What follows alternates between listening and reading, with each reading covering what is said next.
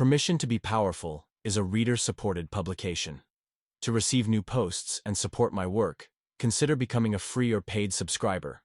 I walked into the Rochester Zen Center a year ago, not knowing I was about to sign up for the Meditation Olympics. Spoiler alert, it changed my life. Here's what no one tells you about meditation.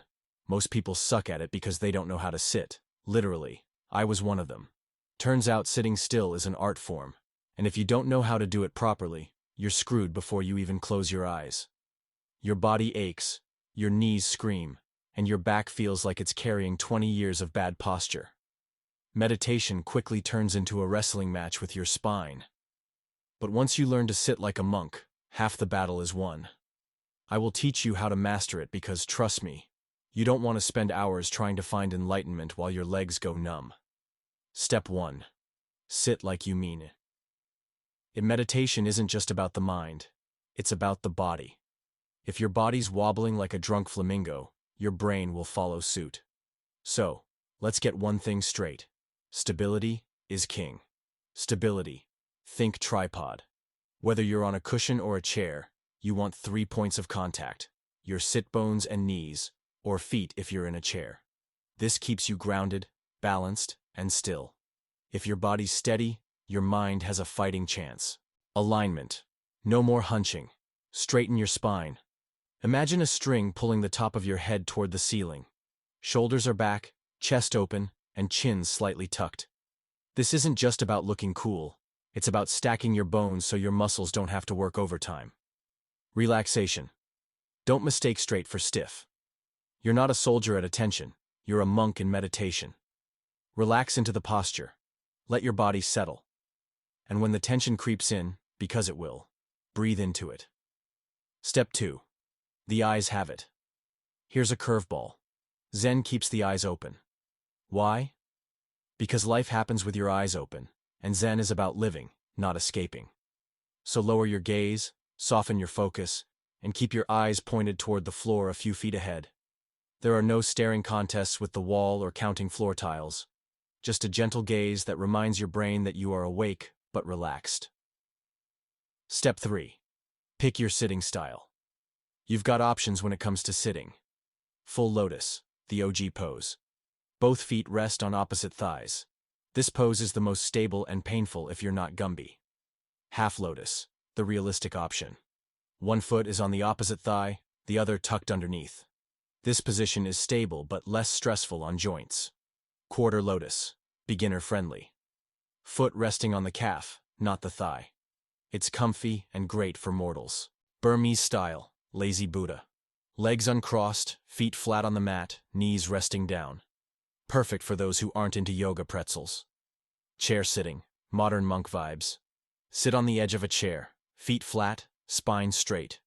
This is ideal if your knees hate you. Pick your throne, but remember, comfort matters.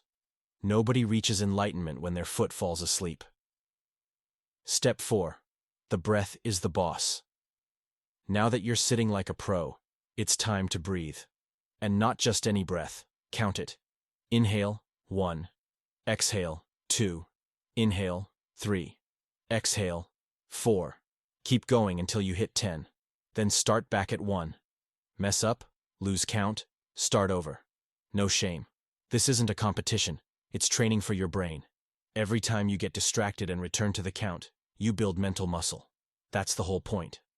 Step 5. Timing is everything. Morning is the gold standard. Your mind's fresh, your distractions haven't piled up yet, and it sets the tone for your whole day. But the fundamental rule? Every day. Even if it's just 5 minutes, consistency beats intensity every time. Think of meditation like brushing your teeth. You don't skip it just because you're tired. My battle with stillness. Let me be blunt. Meditation is not easy. The first few weeks were brutal. I fidgeted, my legs went numb, and my mind ran circles around itself. But here's the magic. It gets better. You stop fighting the discomfort. You learn to sit with it. And somewhere along the way, something shifts. I started noticing things, small things. The way my breath felt in my chest. The sound of my heartbeat. The tension in my jaw that I didn't even realize was there. And outside of meditation, my life started changing too. My anxiety didn't own me anymore. I stopped reacting to every little thing that pissed me off. I became more patient, more grounded, more me. Meditation didn't make my problems disappear. It just made them manageable. Why you need this in your life? Look, I'm not going to pretend meditation is some mystical fix-all that will make you levitate or glow with inner peace 24/7.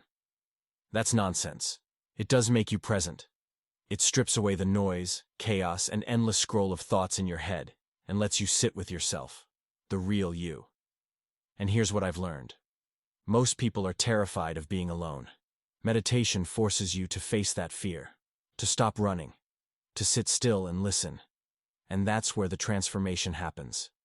You don't need to be perfect. You don't need to be spiritual. You need to show up, sit down, and breathe.